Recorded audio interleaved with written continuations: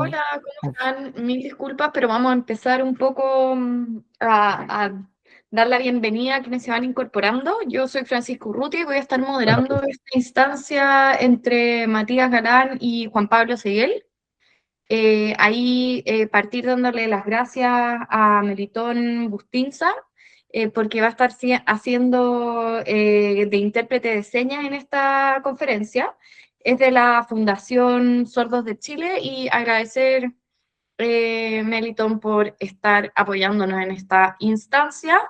Ya se han sumado más de 51 personas y estamos a la espera de Matías y de Juan Pablo.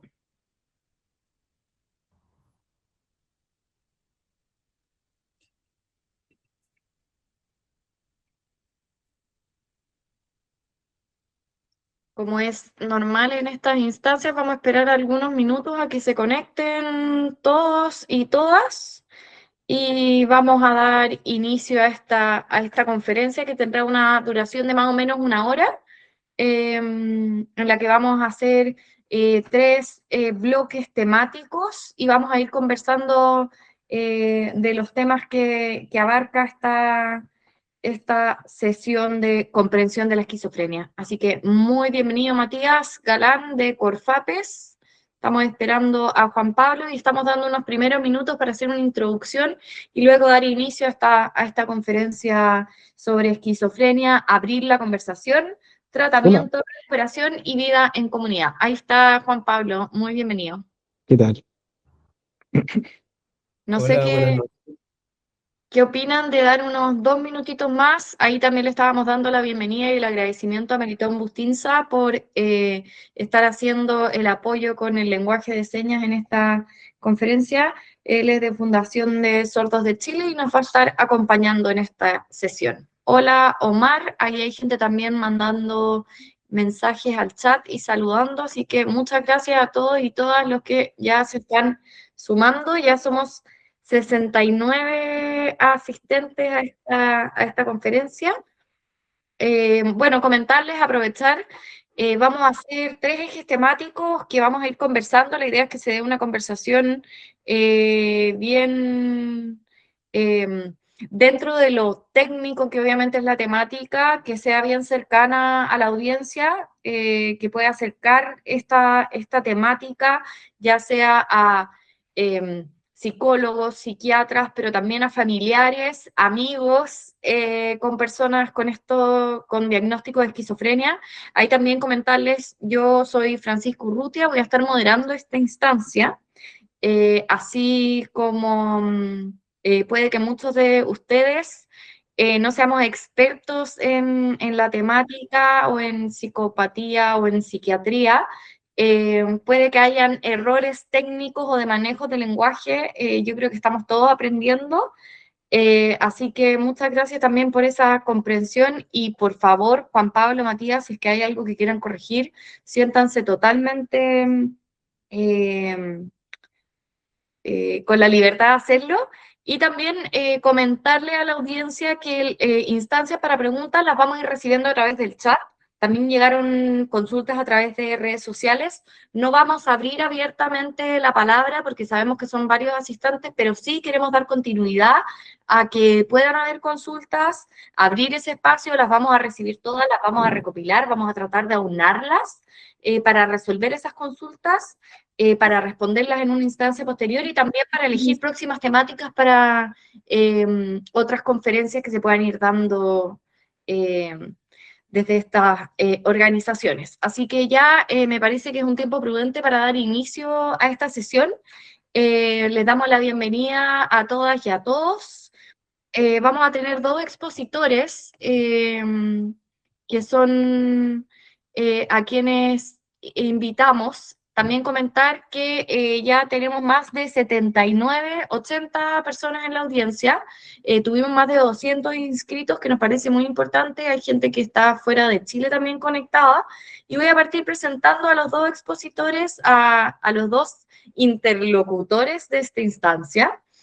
Uno de ellos es Matías Galán, de Corfapes.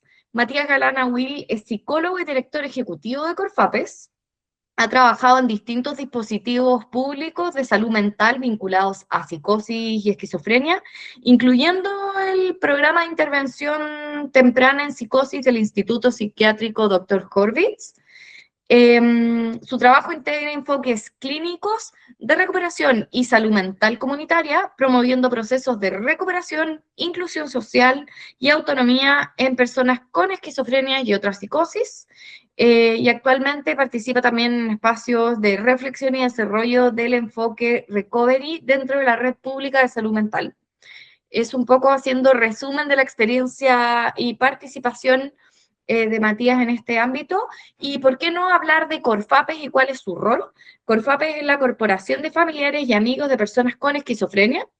Es una corporación chilena sin fines de lucro con más de 30 años de experiencia en rehabilitación psicosocial y salud mental comunitaria. Trabaja acompañando a personas con esquizofrenia y otras psicosis, y esto es muy importante, junto a sus familias y redes de apoyo. Yo creo que eso es un elemento identitario de Corfapes que no podemos dejar de lado, promoviendo procesos de recuperación, inclusión social y autonomía. Y su enfoque integra acompañamiento interdisciplinario que aborda también comunidad, artes, vínculos y participación social desde una perspectiva de recovery y derechos humanos. Ahora presentamos a nuestro otro invitado, Juan Pablo Seguel, de Psiquiatría. Juan Pablo es médico psiquiatra de la Universidad de Chile, especialista del Instituto Psiquiátrico Dr. José Horvitz Barak, y actual jefe de servicio de la unidad de corta estadía de mujeres. Cuenta con más de 10 años de experiencia en salud mental, trastornos de ánimo, psicosis y tratamiento de adicciones, cofundador y psiquiatra de psiquiatría, perito psiquiátrico en el ámbito judicial y docente de posgrado en la Universidad de Santiago de Chile, USACH. Acá también nos parece muy importante comentar que psiquiatría es un consultorio de salud mental online orientado a la atención de adultos que combina experiencia clínica, tecnología y atención humana para brindar acompañamiento profesional a través de telemedicina. ¿Por qué hacer el énfasis también que a través de telepsiquiatría, psicología y nutrición online es múltiple el enfoque, brinda una atención accesible y confiable, eliminando barreras de tiempo y distancia? Eso también es muy importante dado el contexto geográfico chileno. Y está comprometido también con promover un acceso a la salud mental, impulsa alianzas con instituciones que compartan este propósito, como Corfapes. Yo creo que ahí es muy interesante ver cómo dos instituciones se complementan para tocar estos temas y desarrollar beneficios, tarifas diferenciadas y espacios de psicoeducación. Así que, habiendo hecho esta presentación, damos por iniciada esta conferencia. Eh, que la llamamos esquizofrenia, abrir la conversación, tratamiento, recuperación y vida en comunidad. Para nosotros, como ya decía, es muy importante abrir esta instancia por la convocatoria que ha tenido. Queremos hacer apertura de la conversación, poner y confrontar, complementar distintas miradas. Proponemos plantear la integración de miradas biomédicas y psicosocial, eh, dando un especial énfasis a la comprensión y al acompañamiento. Y así pasamos al primer tema, que es la comprensión de la esquizofrenia. La idea es que este bloque sea de más o menos 15 minutos, explicar la psicosis en un lenguaje asequible. Ahí Juan Pablo y Matías les pedimos apoyo con esto, y visibilizar el impacto que tiene el apoyo familiar y social en la vinculación a este diagnóstico. Y ahí preguntarles a ustedes, ¿qué entendemos por esquizofrenia? ¿Cómo suele comenzar? ¿Y qué es lo que se conoce como un primer episodio? Ahí les doy la palabra, no sé quién quiere partir.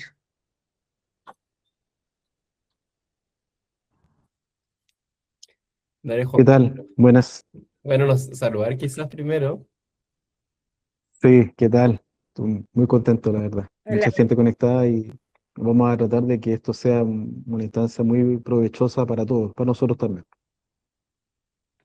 Sí, también comparto la emoción de ver a tantas personas que se van conectando. Además, voy viendo los nombres y personas que han también pasado por Corfapes como profesionales, hay personas usuarias, hay familiares, hay personas que han colaborado de una u otra forma con nuestro proyecto, y de otros lugares también que nos hemos ido conociendo, así que qué felicidad también que este formato nos permita conectar con gente que está en otras partes de Chile y del mundo, así que qué mejor para abrir la conversación. Quizás podríamos ir complementando algunas ideas para ir enriqueciendo eh, los contenidos. Yo podría partir Sí, quizás, porque la invitación, digamos, a hablar de la esquizofrenia, que es un tema demasiado amplio, obviamente que no vamos a lograr abordar todas las temáticas, pero en general, hoy en día, la concepción de esquizofrenia se entiende como una condición de salud mental, que es una condición de salud mental del neurodesarrollo, o está dentro de las neurodivergencias, hoy en día se podrían entender. Es una condición que afecta más o menos al 1% de la población general, y esta condición tiene una edad de inicio más o menos entre la adolescencia o fines de la adolescencia y adultez temprana, y hay una serie de señales y de síntomas que indican que la persona podría estar iniciando esta condición, ¿ya? Hay factores de riesgo, como alguna vulnerabilidad genética, tener familiares de primer grado, por ejemplo, ¿ya? Y hay algunas señales y algunos síntomas que empiezan a instalarse, ¿ya? Yo creo que hay que diferenciar dos grandes grupos sintomáticos, y esos grupos sintomáticos son los síntomas de la psicosis como tal, que son los más conocidos, diría yo, ¿no? El alucinar, el escuchar cosas extrañas, el tener percepciones un poco raras, tener creencias un poco incoherentes a veces, o tener conductas un poco erráticas, ¿ya?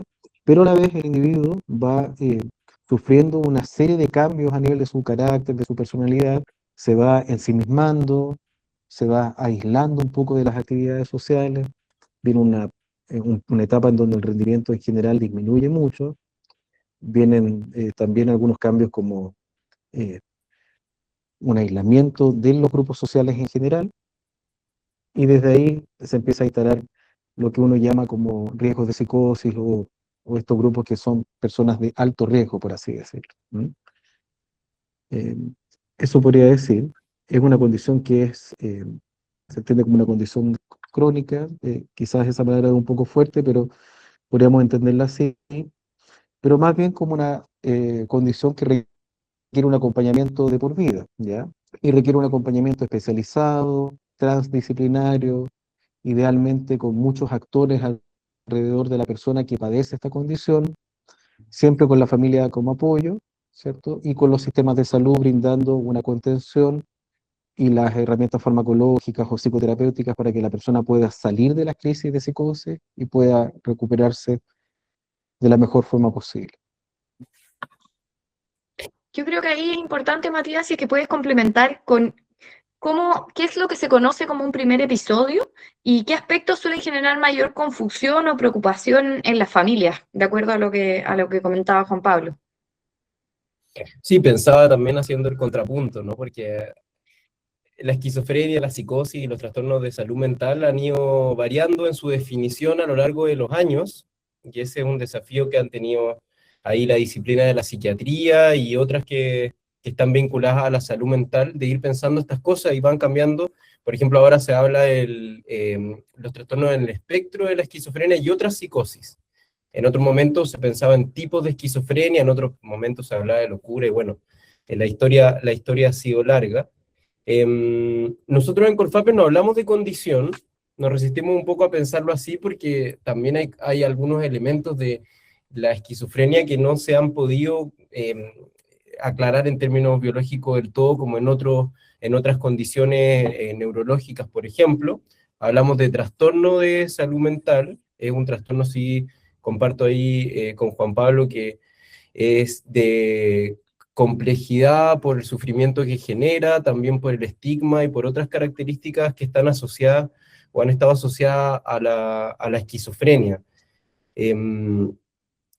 Eso por un primer lado, y porque a veces también creo que hay perspectivas diversas en torno a la conceptualización de las condiciones, por lo segundo que decías, que esta idea de lo crónico, que se asocia como a que no se recupera, ¿no? Y nosotros, por lo menos en Corfapes, pensamos que sí existe la recuperación como una posibilidad. Y eso creo que es importante transmitir como un primer mensaje, acá en este espacio, ¿no? Que hay 128 personas interesadas, pero también en un primer momento, cuando ya hay algunos atisbos de alguna crisis de psicosis para una familia que recibe esto con muchas veces con miedo, con susto, varias de esas manifestaciones, como dice Juan Pablo, las que se llaman los síntomas positivos, alucinaciones, delirios, comportamientos desorganizados o pensamientos también que pueden serlo, llaman la atención, preocupan e incluso pueden generar, por ejemplo, situaciones donde hay violencia, que esto es un tema que también podemos conversar quizás más adelante, ¿no? Pero parte del estigma asociado a la esquizofrenia es que personas con esquizofrenia podrían ser violentas o que la esquizofrenia igual a violencia. Nosotros creemos, por cierto, que no, pero que efectivamente los síntomas a veces pueden llevar a actos que pueden ser violentos, y por eso es tan importante que desde un comienzo, tanto los usuarios como sus familias estén informados o informadas de lo que puede estar pasando y que se pueda consultar de forma inmediata a un equipo especializado en salud mental.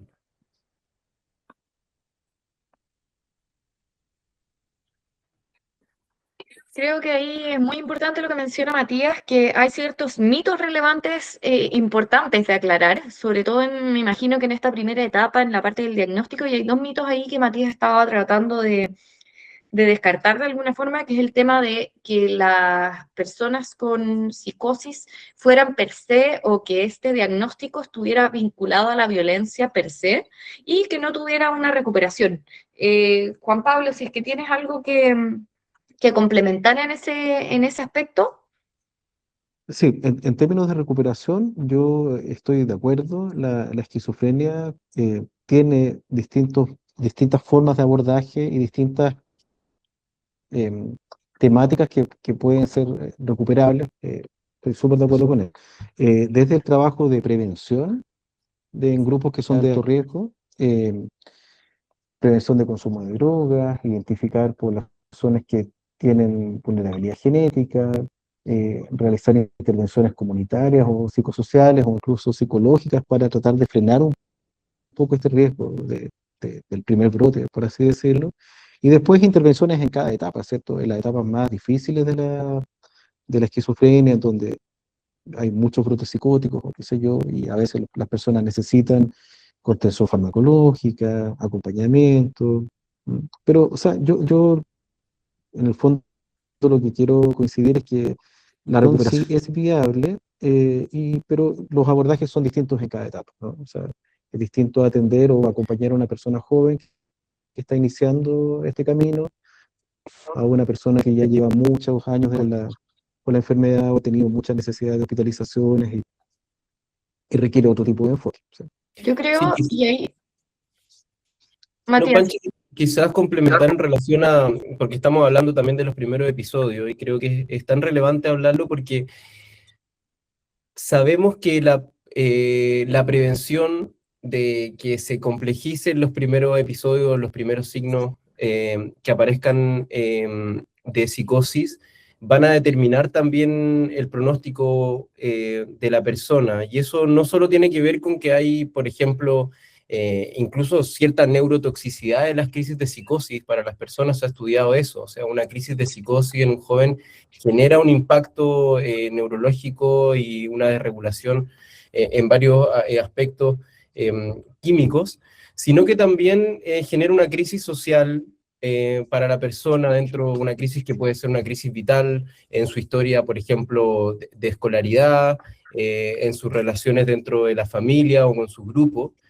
Y poder pesquisar a tiempo estas señales nos va a permitir que esta historia no se complejice, porque muchas veces la dificultad de recuperación tiene que ver con eso también, no solamente con los síntomas típicos de una psicosis, sino que también con la fractura o la crisis vital que estos producen.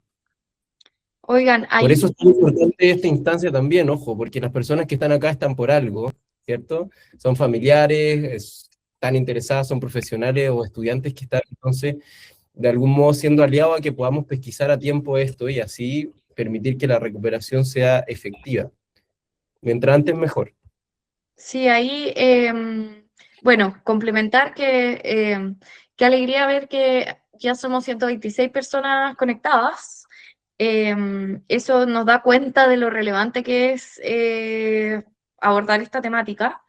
Eh, Ahí también comentar un aspecto más técnico, que quienes quieran fijar el lenguaje de señas, pueden fijar el perfil de Melitón en su pantalla, porque probablemente se fije la moderación y a los interlocutores, pero muy importante lo que estaban comentando Matías y Juan Pablo, y yo creo que eso nos da un poco pie al siguiente tema, que tiene que ver con el tratamiento y la prevención. Y también lo puedo ver un poco vinculado a preguntas que ya están surgiendo, que tiene que ver con aspectos clínicos y cotidianos. De una vez que ya existe un diagnóstico, cuál es la importancia de la continuidad de ciertos cuidados, de la detección precoz y de abordar ciertos factores de riesgo que me imagino que también se pueden ir priorizando.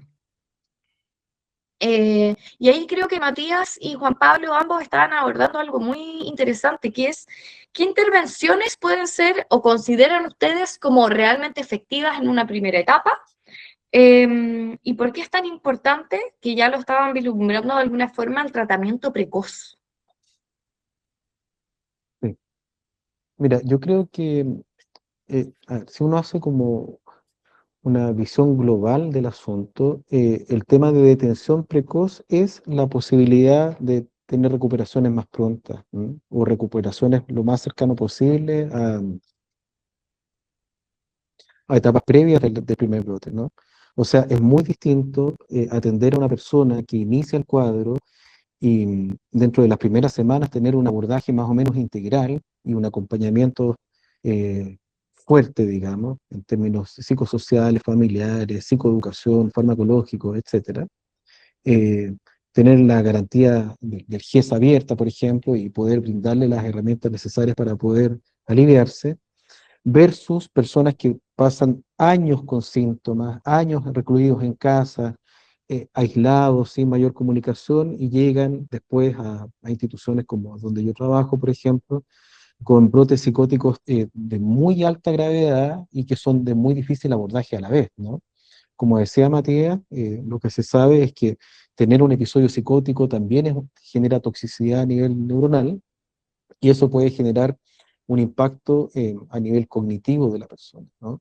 Y a nivel como del funcionamiento general. Entonces, si tú atiendes antes, previenes también deterioro funcional, deterioro en general, ¿no? Ahora, los enfoques en Chile, yo diría que por suerte también están pensados en eso, ¿no? En actuar rápido. Por eso la garantía GES, antes del mes los pacientes debiesen estar siendo evaluados. Yo diría que en Chile hoy, por suerte, también las consultas son precoces, ¿no? O sea, ya no es como hace 20 o 30 años atrás, en donde esto no se sabía, no había psicoeducación, la gente no tenía herramientas como para poder abordar a la persona que estaba brotando con esta psicosis. Mi sensación es que las consultas hoy en día se hacen, ¿no? Y eso salva muchas veces a que esto empeore, ¿no? O que sea más grave de lo que pudiese llegar a ser.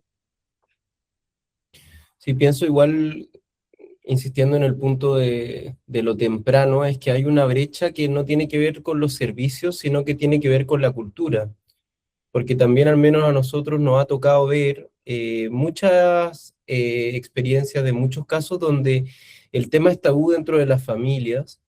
Entonces hay una historia donde una persona, por ejemplo, ha estado aislada, sufriendo de sintomatología de psicosis, experimentando mucho sufrimiento psíquico, y no consultando porque genera o vergüenza o hay un desconocimiento de que, por ejemplo, algunas de esas cosas se pueden tratar, em, estando las posibilidades de hacerlo. Entonces también el llamado siempre a consultar tiene que estar presente.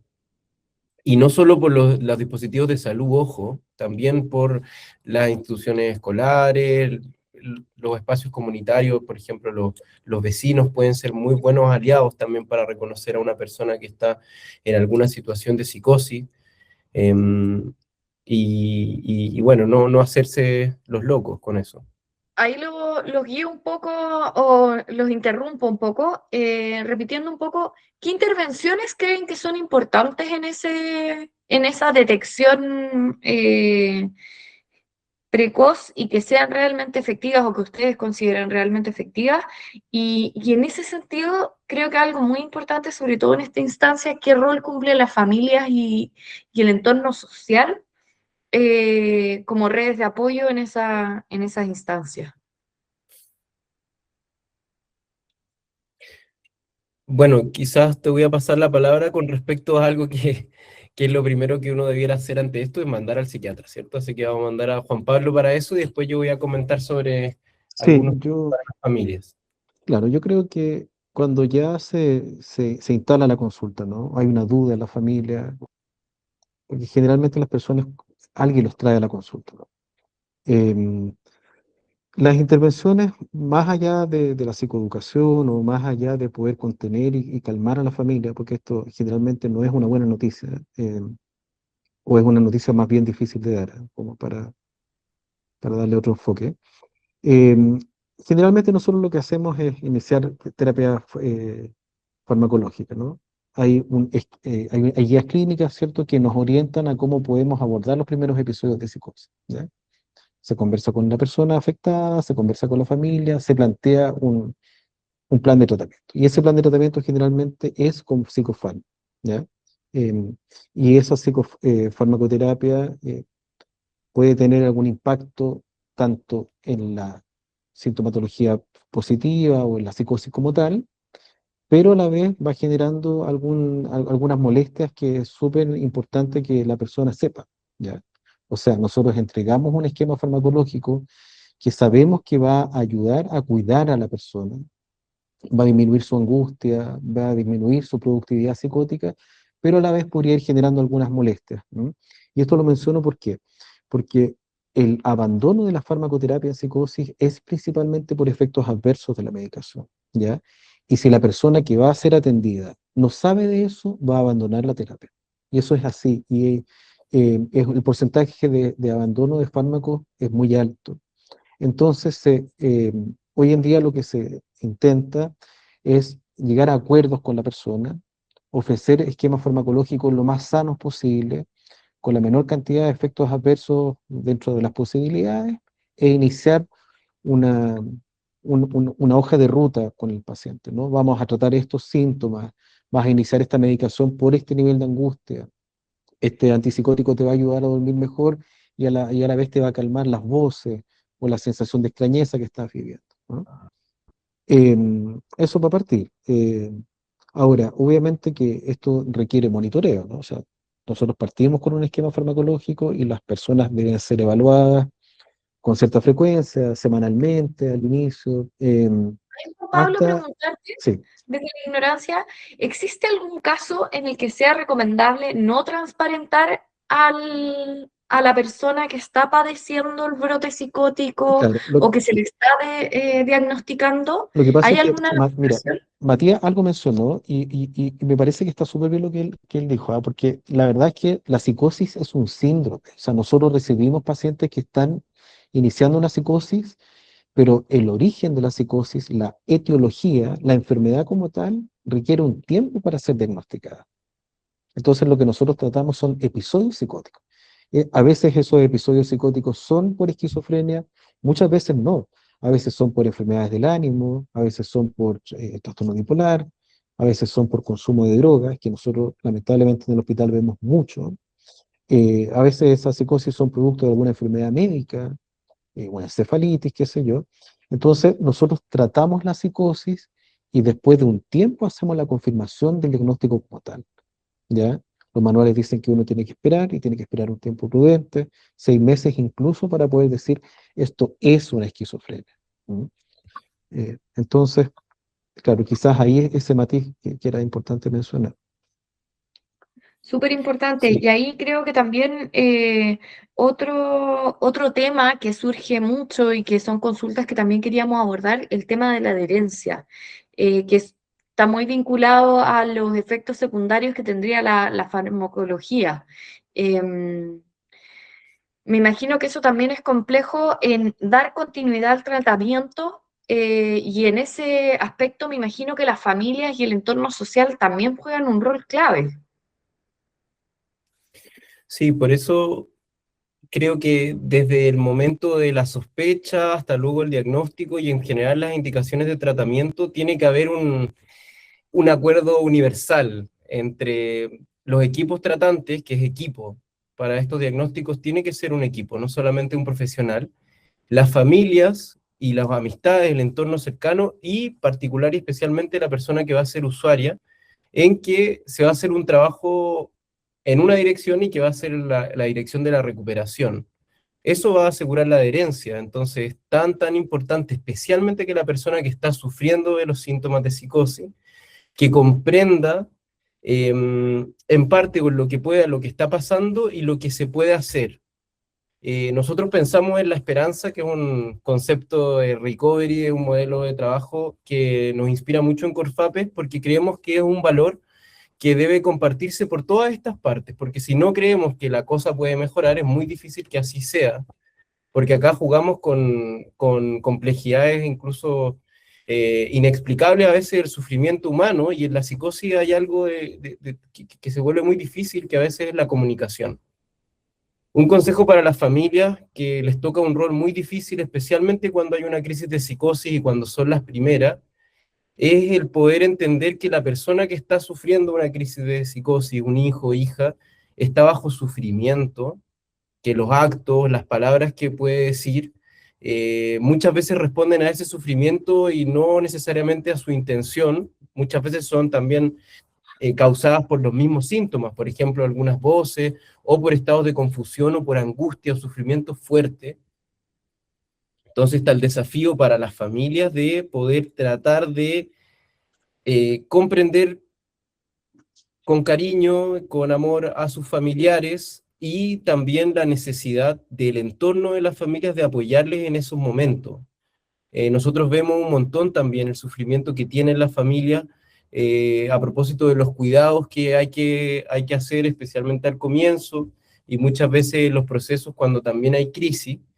Es un diagnóstico del que poco se habla, y también estas dificultades y las dificultades de los cuidados de las personas con psicosis, también es un tema que se habla muy poco. Entonces, muy importante que apoyemos a las familias y que los equipos también estemos disponibles para ellos y ellas.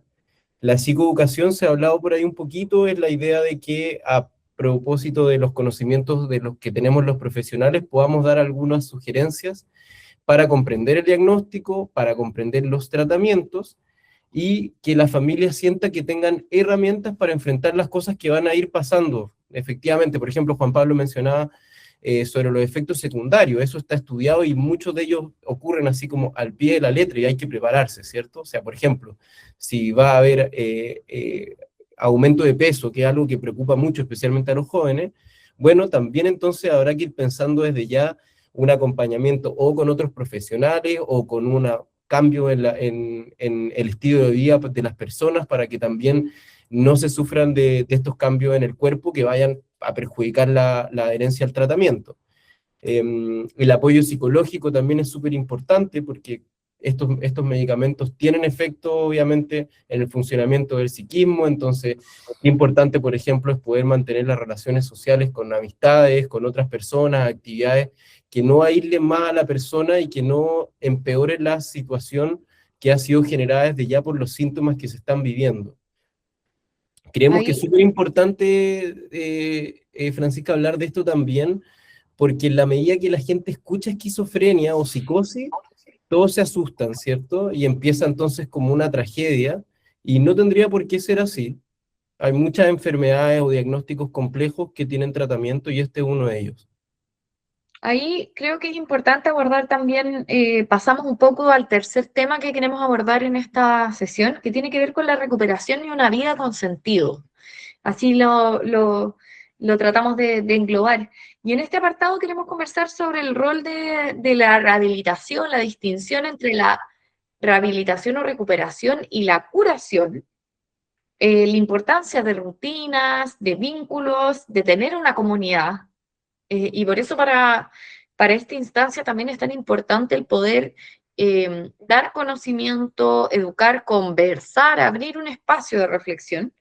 Y en ese sentido queremos conversar sobre qué factores creen ustedes que sostienen procesos de recuperación en el tiempo, integrando perspectivas comunitarias y experiencias de recuperación.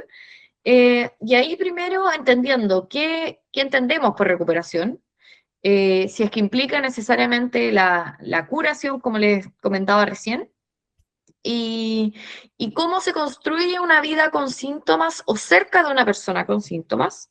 Y acá quiero hacer un pequeño paréntesis comentando que agradecemos de sobremanera la convocatoria que hemos logrado en esta sesión.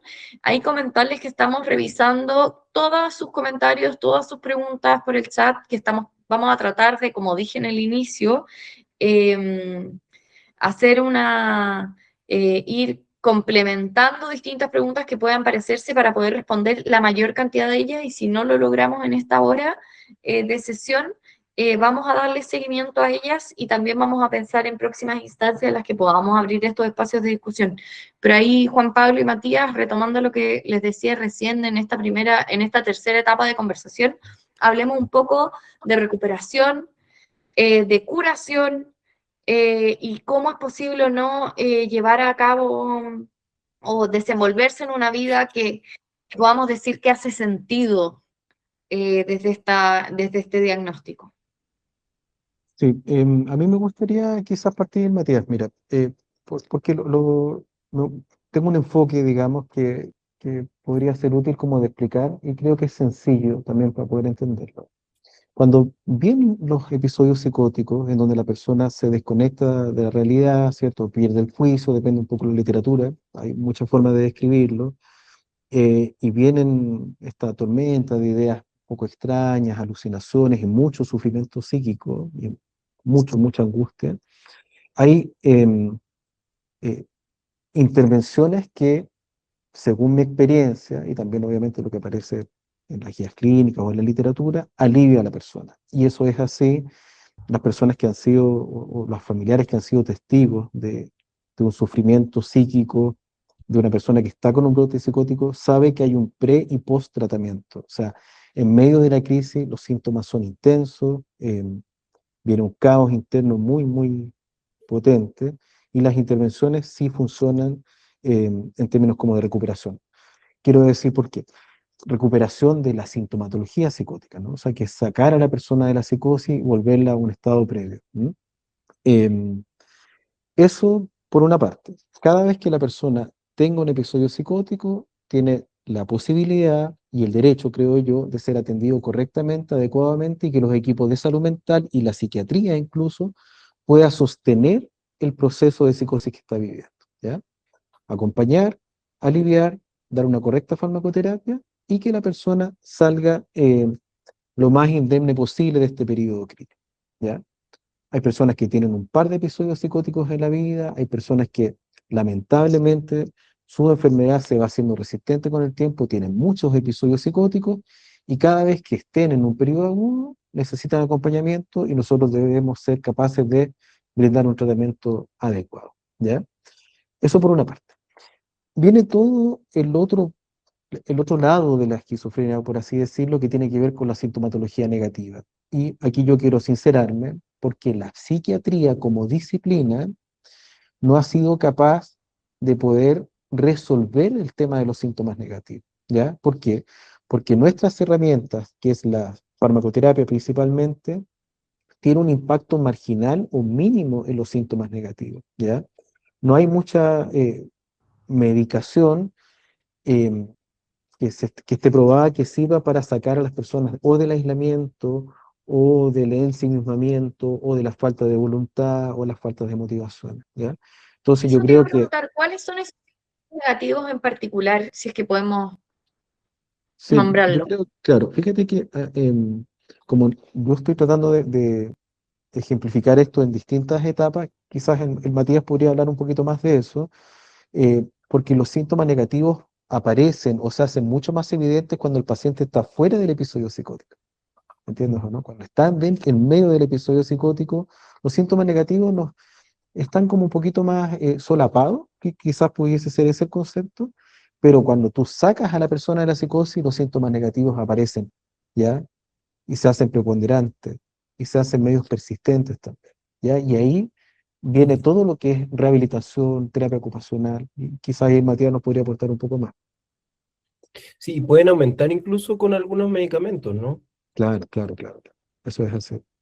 Sí, porque es, bueno, la medicación, como dice Juan Pablo, apunta justamente como a calmar el sistema nervioso que está así como con esta activación propia de las crisis que por ahí preguntaban como qué implicaban, y los síntomas que ya hemos ido contando y que son los más conocidos son las alucinaciones, los pensamientos delirantes y también como asociadas a ciertas inquietudes que se manifiestan de forma extraordinaria, por ponerle un nombre, y que generan el impacto e incluso el estigma que muchas veces se asocia a la esquizofrenia, pero no es la realidad de las personas que la viven en su cotidiano.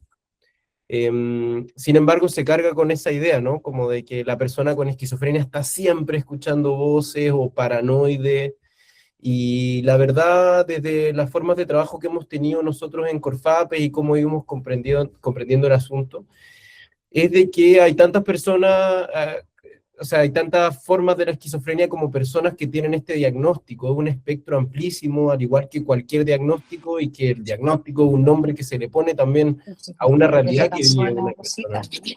Alguien se le activa ese público por ahí. Claro, sí, con la médica. ¿Sí? Ahí lo pudieron silenciar, sí. Entonces, la recuperación para nosotros y lo que le queremos plantear acá es algo que siempre tiene que estar orientado a la realidad de cada una de las personas. Y eso implica un trabajo personalizado. Eso implica que la medicación llega hasta un punto, ¿cierto? Que puede ser muy exitosa si logra que la persona se estabilice en estos síntomas, logre relacionarse, incorporarse a su ambiente social y poder también tener otro tipo de atenciones que muchas veces son dados por los profesionales que comentaba Juan Pablo, psicólogos, terapeutas ocupacionales, también el apoyo desde, por ejemplo, los trabajadores sociales son claves para también poder ir lidiando con otras variables contextuales de la persona, desde su vivienda, por ejemplo, condiciones materiales, la discapacidad que puede producir eventualmente este tipo de diagnóstico, que se llama discapacidad psíquica o discapacidad de causa mental. Sin embargo, la recuperación solo va a ser posible si es que los profesionales creen en ella y si es que la persona empieza a conectarse con un proyecto vital, es decir, con la idea de que puede recobrar su vida. Por eso nosotros hablamos de recuperación y no de rehabilitación. La rehabilitación queda bien como concepto cuando uno, por ejemplo, tiene alguna fractura en una extremidad y debe ir al kinesiólogo y hacer un proceso de recuperación muscular para que vuelva a funcionar la pierna. Pero cuando hablamos de algo que tiene que ver con la forma de existir en el mundo, es que también es necesario no solamente que se haga algún tratamiento específico en una parte del cuerpo, ¿no? No se trata aquí de intervenir la cabeza, sino más bien de que la persona pueda recobrar su sentido de vida y quizás tenerlo como por primera vez. Es un proceso muy profundo y por eso se le llama recovery, que viene también de la idea del empoderamiento. Panchi, ahí me perdí un poco. Tú me habías preguntado algo más, pero se me fue. No, yo creo que tiene que ver mucho lo que estabas diciendo recién con el tener un sentido de vida, pero sí hablábamos, o creo que un mito que también podríamos derribar es el tema de la curación. Ah, Y es la diferencia entre recuperación y curación, que también puede estar muy vinculado a hablar de una rehabilitación. Como, esto es súper importante porque sí, se me había ido ese punto, pero para allá iba.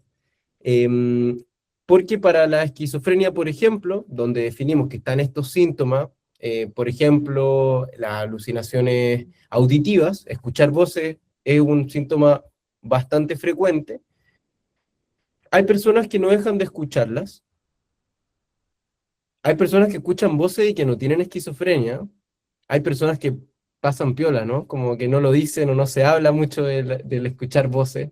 O a veces hay gente que también, hasta me ha pasado a mí, que no sé hasta qué punto es mi pensamiento hablado o uno escucha voces. Pero bueno, el escuchar voces a veces es un síntoma que se resiste a tratamiento. Y sin embargo, una persona puede recuperarse aún escuchando voces. La recuperación no se determina necesariamente por la suspensión de ciertos síntomas asociados a la esquizofrenia. Eso implica que no vamos a apuntar a quitar las voces necesariamente o a convencer a una persona de que ciertos pensamientos, que se les llaman delirantes, no son así. Porque vamos a entrar en una discusión que puede ser hasta filosófica, porque ¿qué sabe uno también de cómo son las cosas? No somos los profesionales los conocedores de la verdad absoluta de las cosas, ¿no?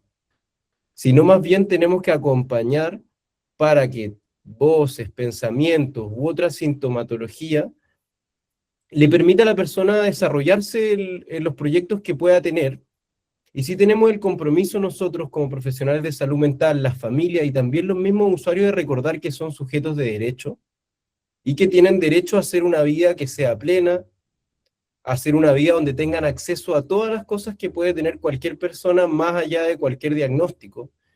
Y lo que estoy diciendo parece a veces una obviedad, pero lamentablemente nosotros hemos visto que muchas personas con diagnósticos de esquizofrenia o sufren vulneraciones de derecho, o no tienen conocimiento de que pueden acceder efectivamente, por ejemplo, a la posibilidad de desarrollarse laboralmente, o de tener familia, de tener pareja, y así tantas cosas que se vuelven como en base al estigma imposibilidad, y creemos que la recuperación implica que tengamos nosotros siempre la comprensión de que una persona con esquizofrenia puede hacer una vida plena como cualquier otra. A mí me parece muy importante si es que contrastar la visión y la experiencia desde la psiquiatría de Juan Pablo con lo que decías tú, Matías.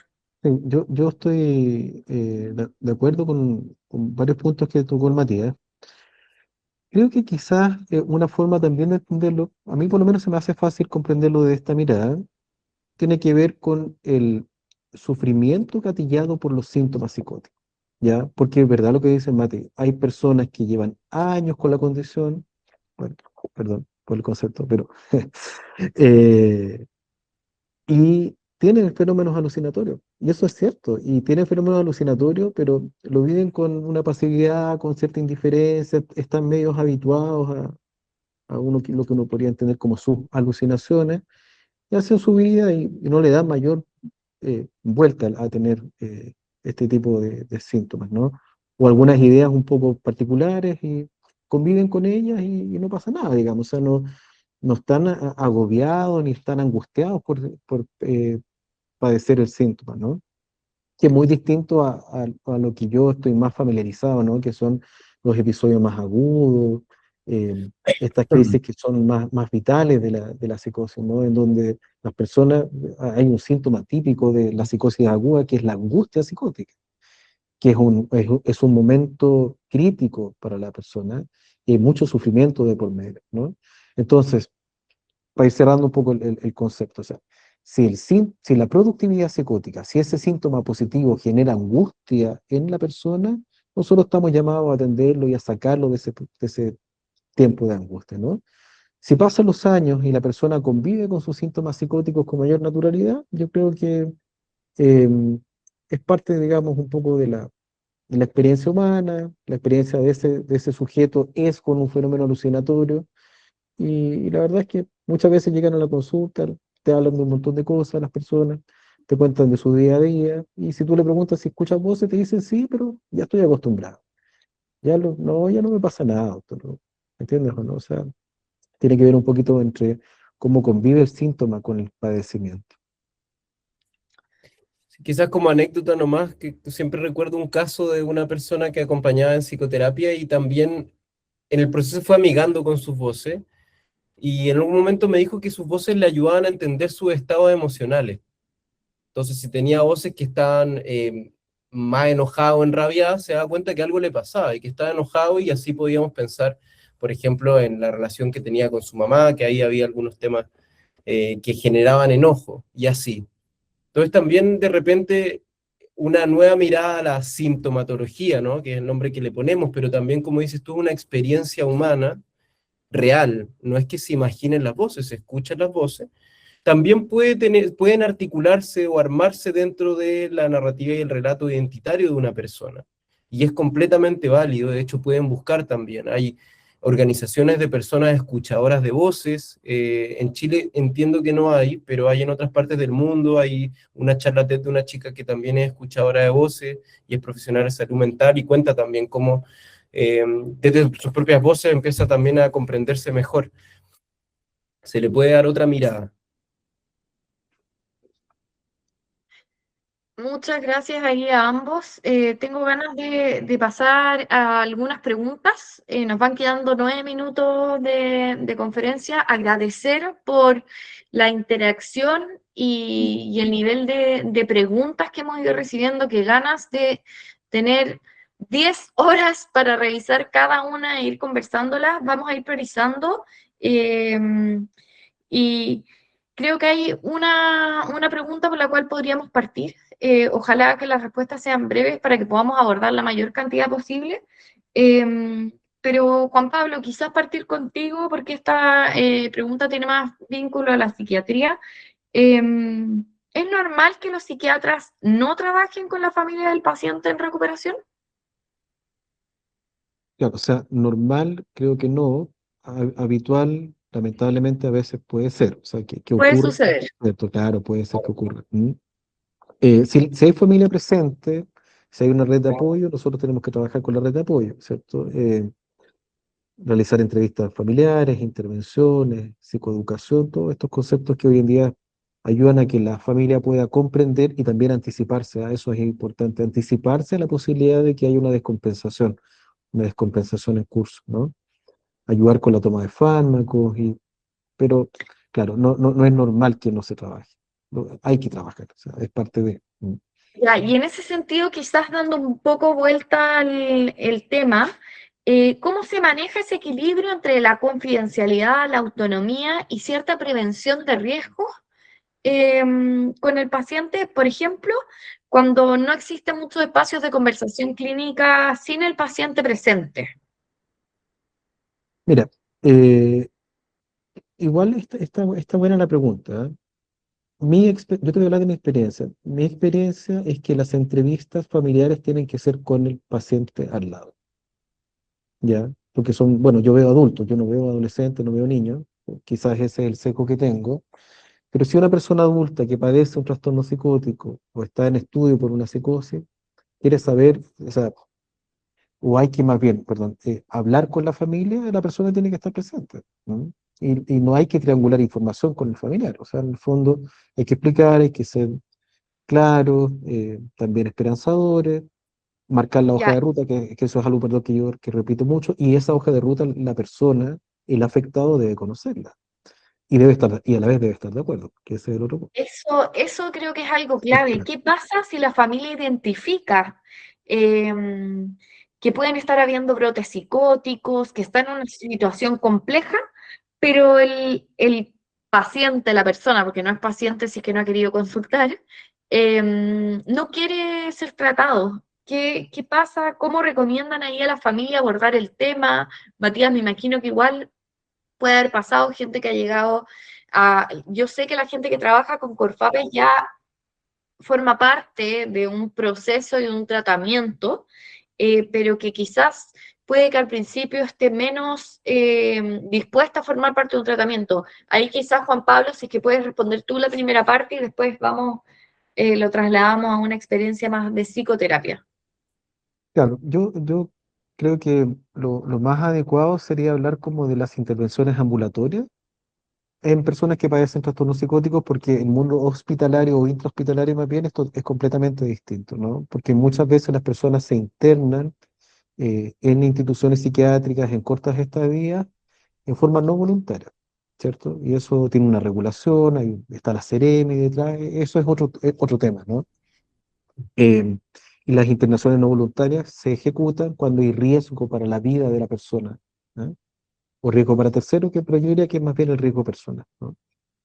Ahora, cuando el tratamiento o la necesidad de tratamiento más bien es ambulatoria, es trabajo interdisciplinario y no creo que sea otra opción, ¿ya? O sea, si la persona o el afectado no quiere medicarse, bueno, probemos de otra forma, ¿no? O sea, partamos con intervenciones ocupacionales, partamos con un psicoterapeuta que te pueda hacer algún tipo de acompañamiento, volvamos a citar a la familia, te vuelvo a explicar de qué se trata este asunto y cómo podría ayudarte, eh, trabajar con algunos síntomas como más o menos eje, ¿no? O sea, ¿qué es lo que te hace sufrir de todo esto? ¿Duermes mal? ¿Tienes angustia? ¿Estás asustado? ¿Estás encerrado porque sientes que alguien te puede estar buscando afuera?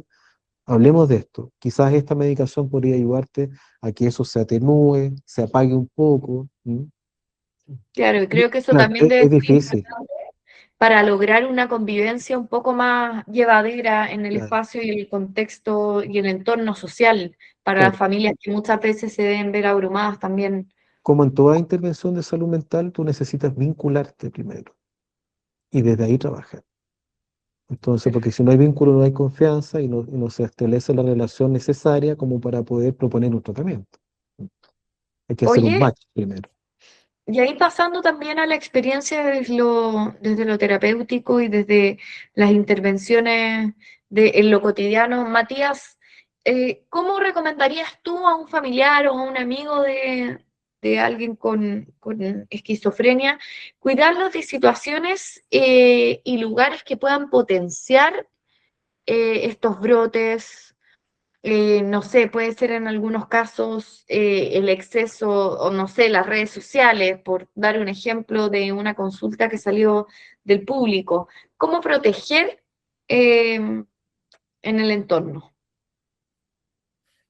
Oye, es que me quedé con algo, voy para allá, pero me quedé con algo que está Ya. diciendo Juan Pablo que me pareció tan importante, porque creo que es central también para las familias y para todos entender que otra forma de comprender la esquizofrenia, la psicosis y en general los trastornos de salud mental es entender que son problemas que siempre residen en lo social, en la relación que tenemos con los demás y que en la psicosis eso se vuelve algo de una complejidad tal que las personas, por ejemplo, pueden estar muy asustadas de la relación con otros. La paranoia es un ejemplo clarísimo de eso. La persona que se siente paranoide se siente perseguida, observada, y si la paranoia es muy alta, eso se trasciende a todo espacio y lugar, y es una creencia absoluta de que eso está pasando. Imagínense lo angustiante que es, o quienes han estado acá y han vivido con paranoia, seguramente lo entienden. Entonces nosotros en Corfape lo que hemos entendido y por qué nos damos cuenta que el enfoque comunitario resulta es que porque cuando armamos lazos de confianza con las personas que están bajo sufrimiento psíquico, es que pueden sanar algo, recuperar algo desde ahí, porque eso es lo que se rompió y eso es lo que es delicado. Por eso también creemos que la sociedad debe ser más sensible, estar más consciente de la diversidad de las personas, porque esto no solo le pasa a las personas con psicosis, en algún punto nos pasa a todos, que nos asustamos de los demás o nos peleamos porque creemos que el otro pensó, etc. Em, Solo que los niveles de sufrimiento pueden ser relativos. Entonces quiero como hincarle el diente ahí eso de la importancia siempre de que haya una confianza en los equipos de tratamiento, pero que también en las familias pueda darse un espacio de comunicación tal donde pueda bajar algo de ese miedo, de esa angustia que puede producir el vínculo, por ejemplo, con otro, que lo vemos mucho también en algunas, por ejemplo, creencias delirantes, donde hay creencias de daño de los mismos familiares por parte de los usuarios, que eso es algo súper difícil de entender para las familias, ¿cierto? Como de que el usuario pueda pensar de que lo van a envenenar o de que le van a hacer daño, y ahí vemos justamente que lo que hay que ir a reparar es la relación, ¿cierto? Oigan, Con respecto a tu pregunta, cortito, que ha aparecido y lo leí por ahí en las redes sociales y también lo hemos visto en Corfape, creemos que el mundo de las redes sociales es una realidad, es un mundo, es otro campo de relación que tenemos las personas actualmente. Por lo tanto, uno no hay derecho, creo yo, a quitarle a alguien la posibilidad de participar en el mundo virtual, sino que por el otro lado es más bien que tenemos que informarnos súper bien qué es lo que se pone en juego en el mundo virtual y en las redes sociales. Tenemos que conversar sobre esto, buscar información que sea además certera, ¿no? Tener ojo ahí con las fake news. Y hay muchas implicancias negativas en el uso excesivo de redes sociales para todas las personas y obviamente también para las personas con psicosis. La sensibilidad de la que les estaba hablando, que también tiene que ver con la relación con los demás, también se puede poner en juego en el mundo virtual, y eso puede generar de sintomatología ansiosa, sintomatología psicótica, y por lo tanto es más bien un tema que hay que poner sobre la mesa, hay que llevar también a los tratamientos, si es que la persona está en algún tipo de tratamiento psicoterapéutico, con terapeuta ocupacional, o con el mismo psiquiatra, es uno de los temas que hay que abordar. Pero creo yo que el restringir aquellos espacios para una persona adulta donde se genera como mayor sintomatología es algo que va a generar una respuesta adversa, es que la persona entonces va a romper más el vínculo con los padres, por ejemplo, y quizás va a seguir haciendo eso y va a ser peor.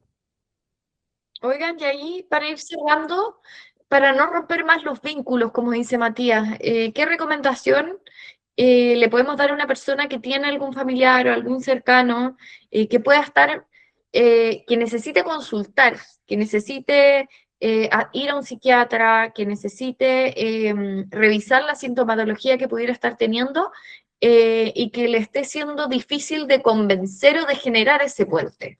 Recomendaciones desde lo cotidiano y desde lo súper práctico.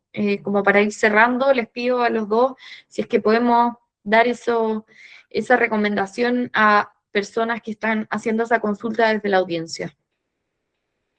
Pero, perdón, ¿la pregunta está orientada a familiares o a personas que puede estar padeciendo un trastorno No, psicótico? a familiares. Claro, o sea, yo creo que de las herramientas de información que es importante que los familiares manejen es que el tiempo en esto es clave, ¿ya? Entonces, demorar una consulta por un cuadro psicótico puede ser una cosa bastante delicada y compleja para la persona que la está padeciendo, ¿ya? Si hay dudas, si hay señales tempranas, si hay cambios conductuales importantes, si hay mucho aislamiento, si, qué sé yo, académicamente había cierto rendimiento y viene una bajada desde cierta edad en adelante, o los proyectos vitales de la persona empiezan a cambiar mucho, o a detenerse, porque se habla de la detención vital también, lo importante es consultar. O sea, ante la duda, creo que lo que corresponde es preguntar a los especialistas o preguntar a los equipos de salud mental. Se puede partir consultando en un CEFAM, en atención primaria, con psicólogos de consultorio, médicos generales, eh, o se pueden hacer otro tipo de consultas y averiguaciones, pero lo importante es sacarse la duda, ¿ya? Y ahí, como Matías, claro, decía, es confiar en los profesionales y en los expertos. Sí, y exigir también, porque, bueno, no siempre los sistemas funcionan como deberían, y también hay mucho estigma y también hay mucha resistencia a veces de los equipos, y lo hemos visto, y ahí nosotros podemos ser críticos porque tenemos cierto nivel de independencia, y es nuestro rol en Corfapes. Exigirle a los servicios de que den respuesta y de que acompañen y ayuden, tanto a los familiares como a los usuarios que pueden estar en situaciones muy delicadas, o sea, desde riesgo evidente, riesgo de vida, a riesgos que son un poco más latentes, pero por ejemplo el riesgo que produce el aislamiento, que es algo que vemos harto y que nos llaman a nosotros en Corfapes. Tengo un familiar que está encerrado en la casa hace 2 años, que no quiere salir y no tenemos cómo hacer para llevarlo. Bueno, entonces tienen que ir los equipos a la casa a buscarlo. Y no buscarlo para llevárselo, ¿cierto? No estamos hablando de una intervención violenta, estamos hablando de una intervención cercana, pero que está en el territorio. Porque a veces también creo que a la familia se le carga la mata pidiéndole como que en el fondo sean capaces de llevar a los usuarios, de entender la situación y bueno, y además de lidiar con todas las complejidades que puede generar este tipo de sufrimiento. Y pensamos que en eso hay una responsabilidad de los equipos, hay una responsabilidad, por ejemplo, de los organismos municipales y también una responsabilidad de todos nosotros con personas cercanas que sabemos que están viviendo una situación así y que podemos apoyar con pequeñas cosas de repente, desde lo logístico, de repente eh, hay que, por ejemplo, las personas que viven con psicosis tienen que ir muchas veces a los servicios no solo de psiquiatría, sino que a veces a otros servicios de salud, porque por efectos secundarios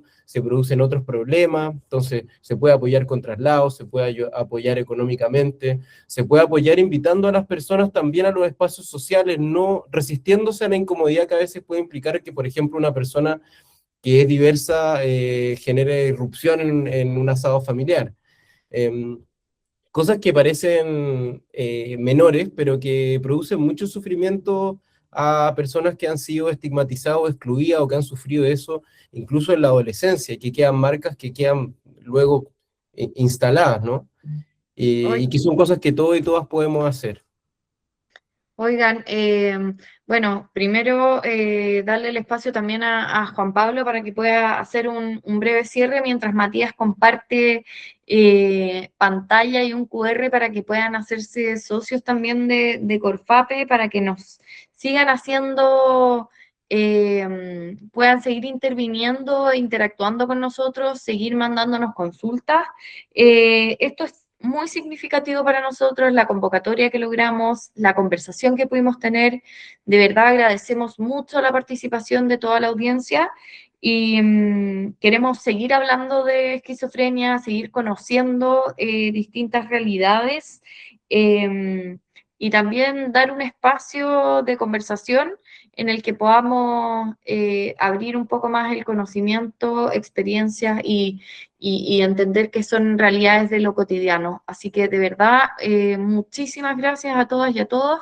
Juan Pablo, darte un breve espacio para que puedas cerrar. Está bien. Mira, Agradecer. yo, claro, agradezco la participación, la convocatoria, agradezco a Matías, a la gente de Corfapes que hayan, nos hayan abierto también esta posibilidad de conversar. Este tema es demasiado relevante, es demasiado amplio. Lógicamente que en este tiempo breve íbamos a alcanzar solamente a dar algunos matices, algunas pinceladas, digamos, de este tema. Pero desde psiquiatría estamos realmente muy felices de haber podido aportar nuestro granito de arena desde, desde este lado también, ¿no? Que es como eh, una parte del asunto, ¿no? O sea, los temas de salud mental, no solamente la esquizofrenia, las condiciones de salud mental, las enfermedades psiquiátricas, tienen un abordaje que necesariamente tiene que ser diverso, transdisciplinario, comunitario, social, etcétera, ¿ya? Cada uno desde su arista va a aportar y muchas veces no es la psiquiatría la que da la respuesta, sino que son otras instituciones, otras organizaciones.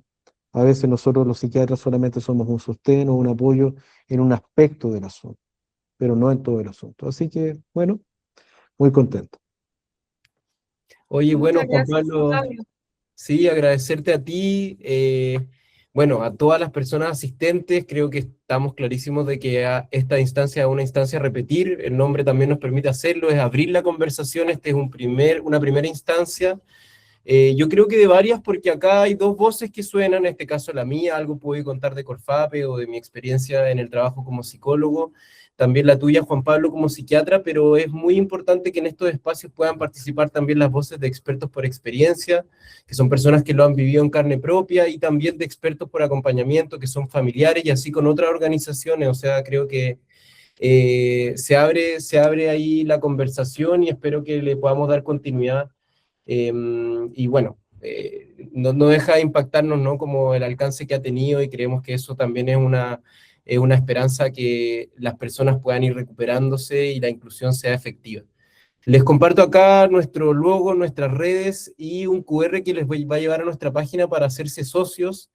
Queremos ampliar también nuestra comunidad en Corfape. Hacerse socio, socia, es algo que puede ser casi simbólico, desde 500 pesos hasta lo que ustedes puedan aportar, pero es algo muy significativo para nosotros que puedan hacerse parte de esta red, de una comunidad que no solamente es de las personas que participan como usuarias, sino que también de la sociedad, porque creemos que ahí es donde se hace realmente el cambio. Así que les invitamos a unirse, a seguir nuestras redes sociales, a estar atentas a nuestras actividades, porque estamos haciendo siempre hartas cosas y esperamos verles acá o en cualquier parte del mundo, ya que tenemos ahí personas también de otras latitudes que están conectadas. Muchísimas gracias, que estén muy bien. Se va a compartir luego en nuestras redes y en distintas plataformas de psiquiatría y de Corfapes para que puedan revisar contenidos, compartir y seguir enviándonos preguntas e interacciones para seguir teniendo este diálogo respecto a estos temas. Así que muchísimas gracias, muy buenas noches desde Santiago de Chile y desde la virtualidad. Que estén muy bien. Gracias a todas y a todos.